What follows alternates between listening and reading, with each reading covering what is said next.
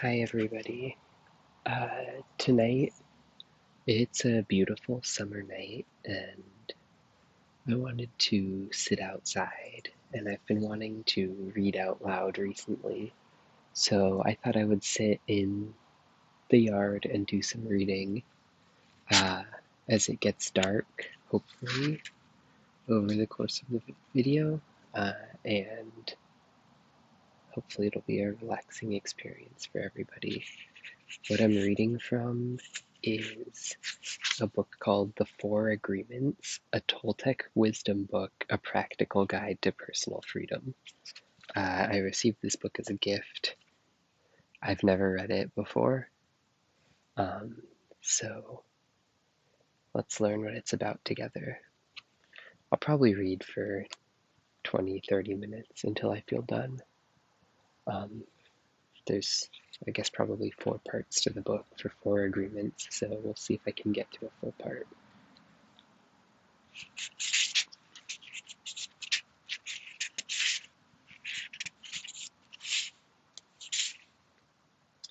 Introduction: The Smoky Mirror. 3,000 years ago, there was a human just like you and me who lived near a city surrounded by mountains. The human was studying to become a medicine man, to learn the knowledge of his ancestors, but he didn't completely agree with everything he was learning. In his heart, he felt there must be something more. One day, as he slept in a cave, he dreamed that he saw his own body sleeping. He came out of the cave on the night of a new moon. The sky was clear, and he could see millions of stars. Then something happened inside of him that transformed his life forever. He looked at his hands, he felt his body, and he heard his own voice say, "I am made of light, I am made of stars." He looked at the stars again, and he realized that it's not just the stars that create light, but rather light that creates the stars. "Everything is made of light," he said, "and the space in between isn't empty." And he knew that everything that exists is one living being, and that light is the messenger of life because it is alive and contains all information. Then he realized that although he was made of stars, he was not those stars. "I am in between the stars," he thought. So he called the stars the tonal and the light between the stars the nagual. And he knew that what created the harmony and space between the two is life, or intent. Without life, the tonal and the nagual could not exist. Life is the force of the absolute, the supreme, the creator who creates everything. This is what he discovered. Everything in existence is a manifestation of the one living being we call God. Everything is God. And he came to the conclusion that human perception is merely light perceiving light. He also saw that matter is a mirror. Everything is a mirror that reflects light and creates images of that light. And the world of illusion, the dream, is just like smoke which doesn't allow us to see what we really are. The real us is pure love, pure light, he said. This realization changed his life. Once he knew what he really was, he looked around at other humans and the rest of nature, and he was amazed at what he saw. He saw himself in everything, in every human, in every animal, in every tree, in the water, in the rain, in the clouds, in the earth. And he saw that life mixed the tonal and the nagual in different ways to create billions of manifestations of life. In those few moments, he comprehended everything. He was very excited, and his heart was filled with peace. He could hardly wait to tell his people what he had discovered. But there were no words to explain it. He tried to tell the others, but they could not understand. They could see that he had changed, that something beautiful was radiating from his eyes and his voice. They noticed that he no longer had judgment about anything or anyone. He was no longer like anyone else. He could understand everyone very well, but no one could understand him. They believed that he was an incarnation of God, and he smiled when he heard this, and he said, "It is true, I am God, but you are also God. We are the same, you and I. We are images of God. We are images of light. We are God." But still the people didn't understand him. He had discovered that he was a mirror for the rest of the people, a mirror in which he could see himself. "Everyone is a mirror," he said. He saw himself in everyone, but nobody saw him as themselves. And he realized that everyone was dreaming, but without awareness, without knowing what they really are. They couldn't see him as themselves because there was a wall of fog or smoke between the mirrors, and that wall of fog was made by the interpretation of images of light, the dream of humans. Then he knew that he would soon forget all that he had learned. He wanted to remember all the visions that he had had, so he decided to call himself the smoky mirror so that he would always know that matter is a mirror, and the smoke in between is what keeps us from knowing what we are. He said, "I am the smoky mirror because I am looking at myself and all of you, but we don't recognize each other because of the smoke in between us. That smoke is the dream, and the mirror is you, the dreamer." Uh, On to chapter 1. Let me have a sip of water.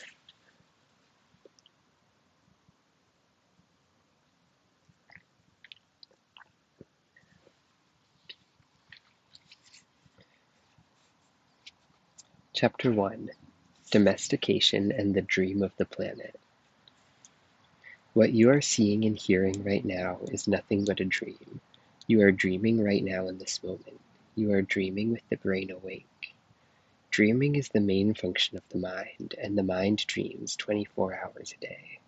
It dreams when the brain is awake, and it also dreams when the brain is asleep. The difference is that when the brain is awake, there is a material frame that makes us perceive things in a linear way. When we go to sleep, we do not have the frame, and the dream has the tendency to change constantly. Humans are dreaming all the time.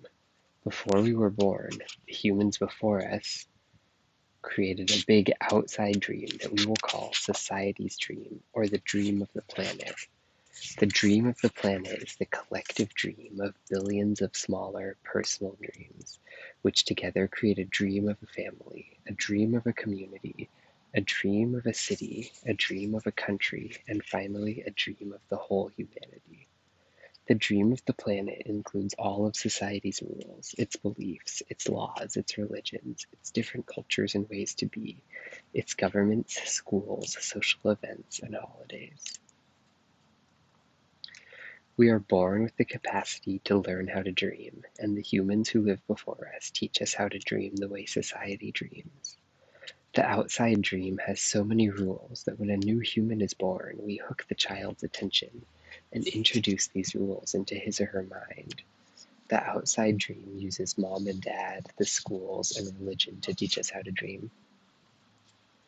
Attention is the ability we have to discriminate and to focus only on that which we want to perceive.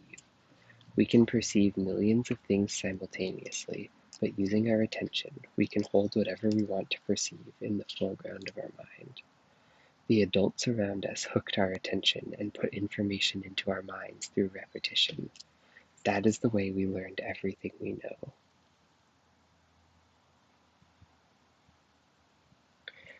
By using our attention, we learned a whole reality, a whole dream.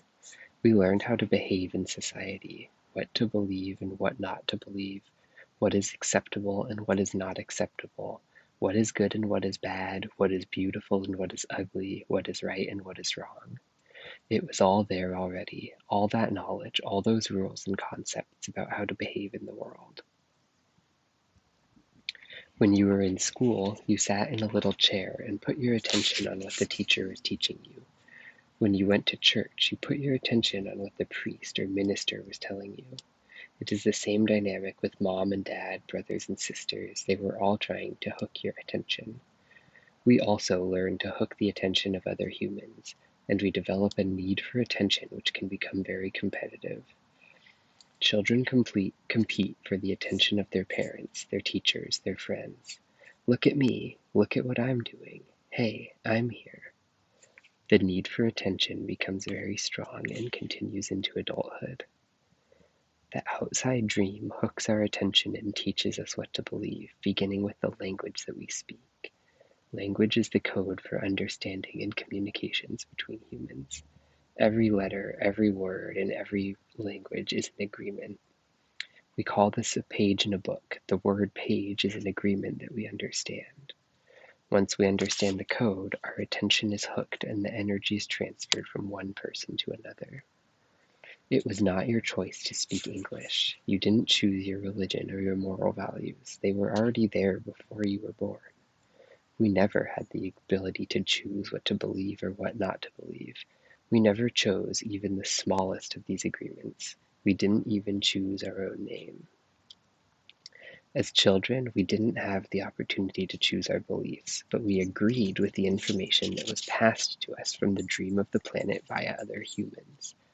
The only way to store information is by agreement. The outside dream may hook our attention, but if we don't agree, we don't store that information. As soon as we agree, we believe it, and this is called faith. To have faith is to believe unconditionally. That's how we learn as children. Children believe everything adults say. We agree with them, and our faith is so strong that the belief system controls our whole dream of life.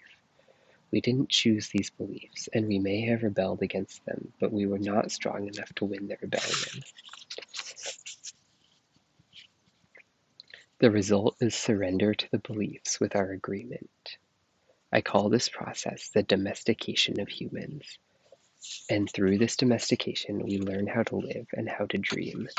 In human domestication, the information from the outside dream is conveyed to the inside dream, creating our whole belief system. First, the child is taught the names of things: mom, dad, milk, bottle. Day by day, at home, at school, at church, and from television, we are told how to live, what kind of behavior is acceptable. The outside dream teaches us how to be a human. We have a whole concept of what a woman is and what a man is, and we also learn to judge. We judge ourselves, judge other people, judge the neighbors. Children are domesticated the same way that we domesticate a dog, cat, or any other animal. In order to teach a dog, we punish the dog and we give it rewards. We train our children, whom we love so much, the same way that we train any domesticated animal, with a system of punishment and reward. We are told, "You're a good boy," or "You're a good girl," when we do what mom and dad want us to do. When we don't, we are a bad girl or a bad boy. When we went against the rules, we were punished. When we went along with the rules, we got a reward. We were punished many times a day, and we were also rewarded many times a day. Soon we became afraid of being punished, and also afraid of not receiving the reward. The reward is the attention that we got from our parents or from other people like siblings, teachers, and friends. We soon develop a need to hook other people's attention in order to get the reward. The reward feels good, and we keep doing what others want us to do in order to get the reward. With that fear of being punished and that fear of not getting the reward, we start pretending to be what we are not, just to please others, just to be good enough for someone else.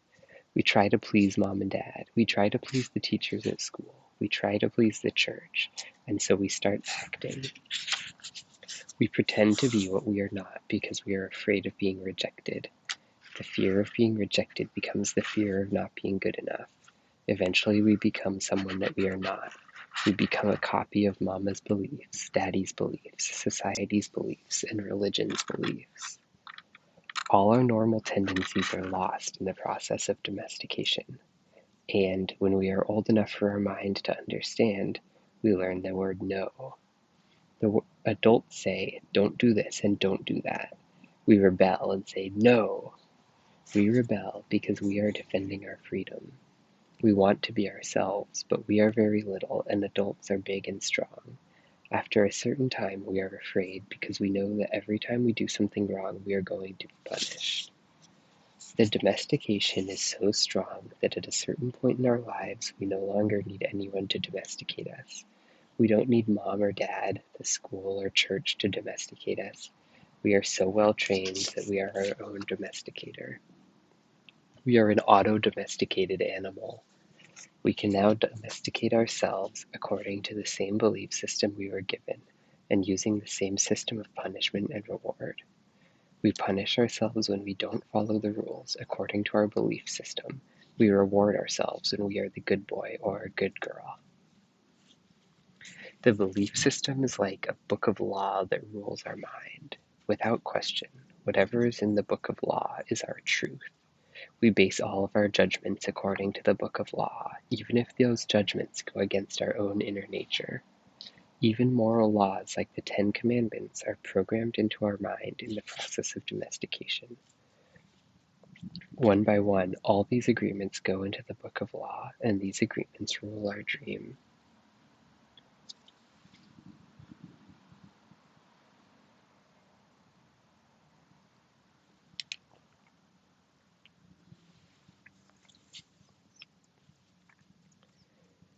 There is something in our minds that judges everybody and everything, including the weather, the dog, the cat, everything. The inner judge uses what is in our book of law to judge everything we do and don't do, everything we think and don't think, and everything we feel and don't feel. Everything lives under the tyranny of this judge. Every time we do something that goes against the book of law, the judge says that we are guilty, we need to be punished, we should be ashamed. This happens many times a day, day after day, for all the years of our lives. There is another part of us that receives the judgments, and this part is called the victim. The victim carries the blame, the guilt, and the shame. It is the part of us that says, "Poor me, I'm not good enough. I'm not intelligent enough. I'm not attractive enough. I'm not worthy of love. Poor me." The big judge agrees and says, "Yes, you are not good enough." And this is all based on a belief system that we never chose to believe. These beliefs are so strong that even years later, when we are exposed to new concepts and try to make our own decisions, we find that these beliefs still control our lives. Whatever goes against the book of law will make you feel a funny sensation in your solar plexus, and it's called fear. Breaking rules in the book of law opens your emotional wounds, and your reaction is to create emotional poison. Because everything that is in the book of law has to be true. Anything that challenges what you believe is going to make you feel unsafe. Even if the book of law is wrong, it makes you feel safe.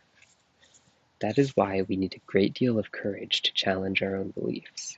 Because even if we know we didn't choose all these beliefs, it is also true that we agreed to all of them. The agreement is so strong that even if we understand the concept of it not being true, we feel the blame, the guilt, and the shame that occur if we go against these rules. Just as the government has a book of laws that rule the society's dream, our belief system is the book of laws that rules our personal dream.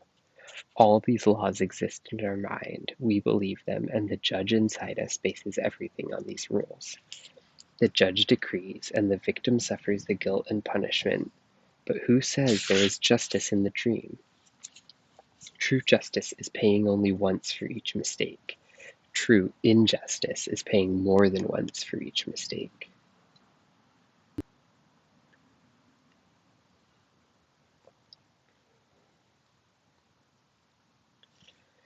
How many times do we pay for one mistake? The answer is thousands of times. The human is the only animal on earth that pays 1,000 times for the same mistake. The rest of the animals pay once for every mistake they make, but not us. We have a powerful memory. We make a mistake, we judge ourselves, we find ourselves guilty, and we punish ourselves. If justice exists, then that was enough. We don't need to do it again. But every time we remember, we judge ourselves again, we are guilty again, and we punish ourselves again, and again, and again. If we have a wife or husband, he or she also reminds us of the mistake, so we can judge ourselves again, punish ourselves again, and find ourselves guilty again. Is this fair? How many times do we make our spouse, our children, or our parents pay for the same mistake? Every time we remember the mistake, we blame them again and send them all the emotional poison we feel of the injustice, and then we make them pay again for the same mistake. Is that justice? The judge in the mind is wrong because the belief system, the book of law, is wrong. The whole dream is based on false law. 95% of the beliefs we have stored in our minds are nothing but lies, and we suffer because we believe all these lies. In the dream of the planet, it is normal for humans to suffer, to live in fear, and to create emotional dramas. The outside dream is not a pleasant dream. It is a dream of violence, a dream of fear, a dream of war, a dream of injustice. The personal dream of humans will vary, but globally it is mostly a nightmare.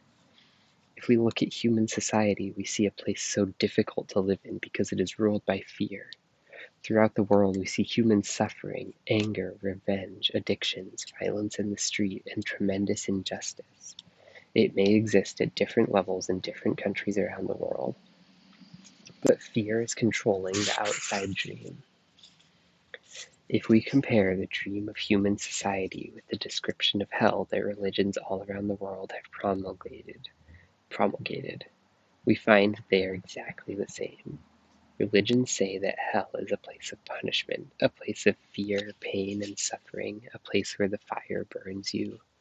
Fire is generated by emotions that come from fear. Whenever we feel the emotions of anger, jealousy, envy, or hate, we experience a fire burning within us. We are living in a dream of hell. If you consider hell as a state of mind, then hell is all around us. Others may warn us that if we don't do what they say we should do, we will go to hell. Bad news, we are already in hell, including the people who tell us that. No human can condemn another to hell because we are already there. Others can put us in a deeper hell, true, but only if we allow this to happen. Every human has his or her own personal dream, and just like the society dream, it is often ruled by fear. We learn to dream hell in our own life, in our personal dream. The same fears manifest in different ways for each person, of course, but we experience anger, jealousy, hate, envy, and other negative emotions. Our personal dream can also become an ongoing nightmare where we suffer and live in a state of fear. But we don't need to dream a nightmare. It is possible to enjoy a pleasant dream. All of humanity is searching for truth, justice, and beauty. We are on an eternal search for the truth because we only believe in the lies we have stored in our mind. We are searching for justice because in the belief system we have, there is no justice. We search for beauty because it doesn't matter how beautiful a person is, we don't believe that person has beauty.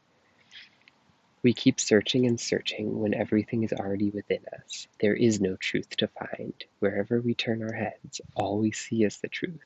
But with the agreements and beliefs we have stored in our mind, we have no eyes for this truth.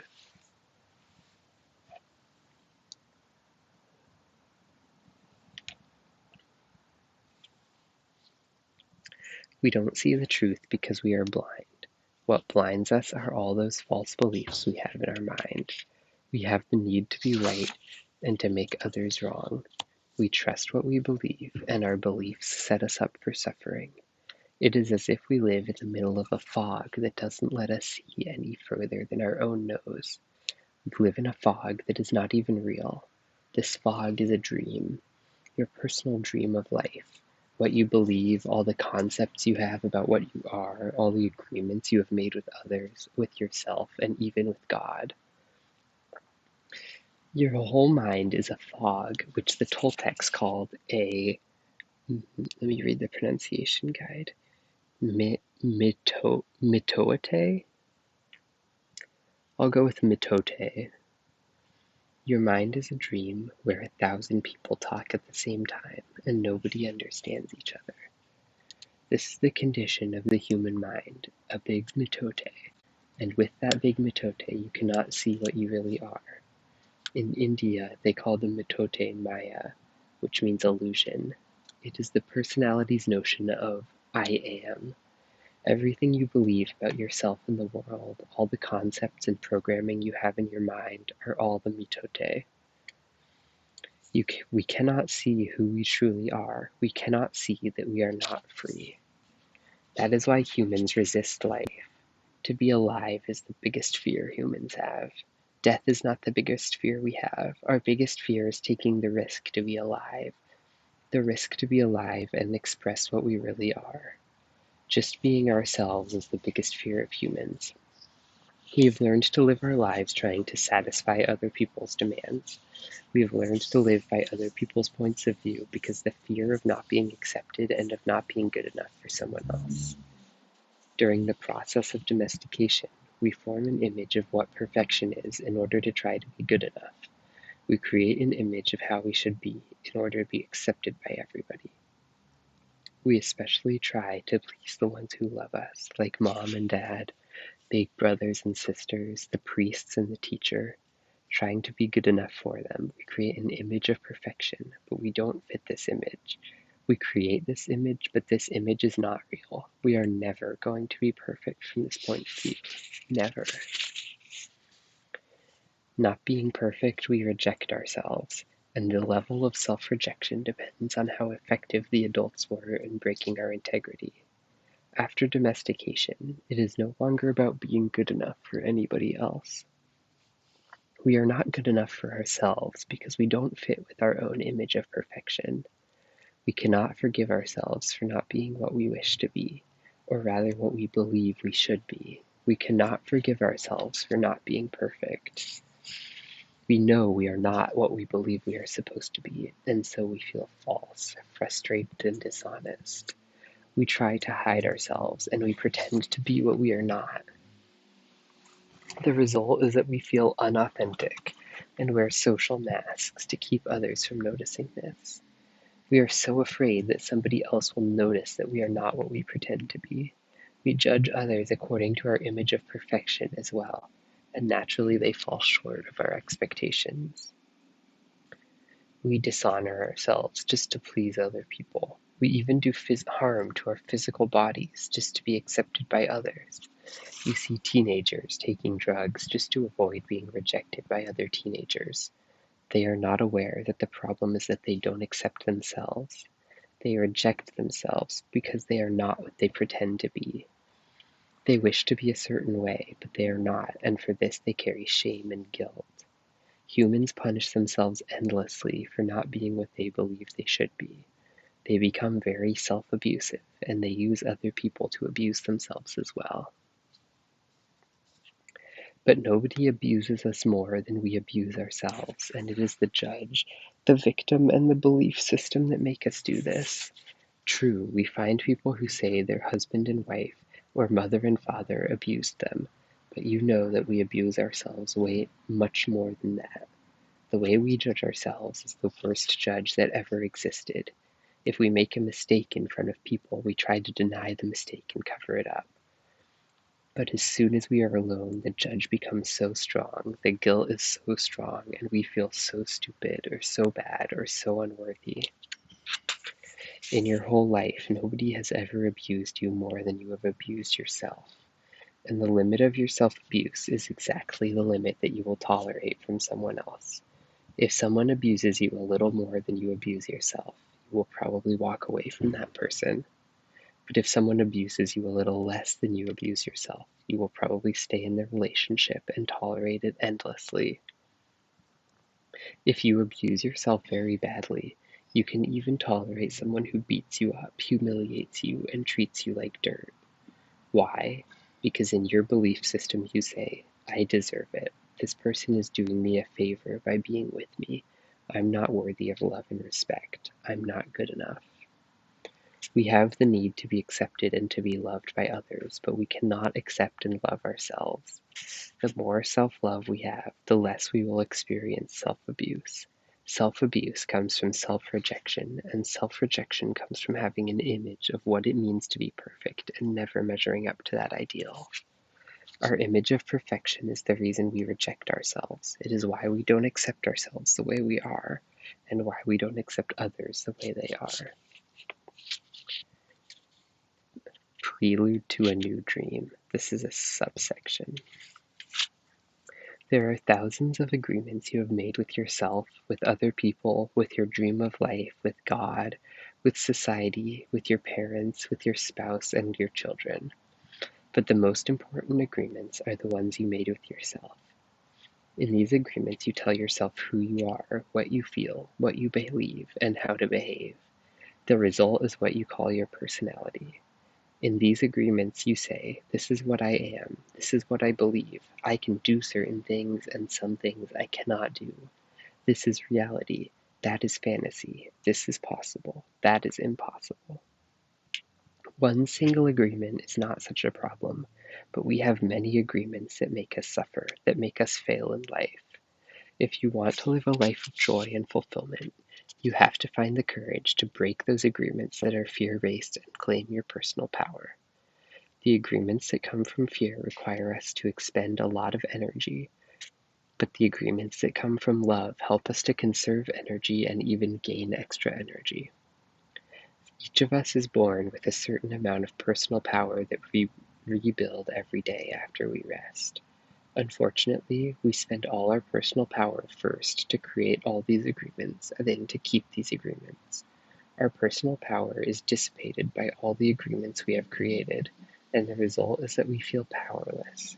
We have just enough power to survive each day because most of it is used to keep the agreements that trap us in the dream of the planet. How can we change the entire dream of our life when we have no power to change even the smallest agreement? If we can see it is our agreements that rule our own life, and we don't like the dream of our life, we need to change the agreements. When we are finally ready to change our agreements, there are 4 very powerful agreements that will help us to break those agreements that come from fear and deplete our energy. Each time you break an agreement, all the power you used to create it returns to you. If you adopt these 4 new agreements, they will create enough personal power for you to change the entire system of your old agreements. You need a very strong will in order to adopt the 4 agreements, but if you can begin to live your life with these agreements, the transformation in your life will be amazing. You will see the drama of hell disappear right before your very eyes. Instead of living in a dream of hell, you will be creating a new dream, your personal dream of heaven. That's a nice note to end on, and it's starting to get a little dark for me to be able to read. So I'm going to call it on this video for tonight. I hope you rest well.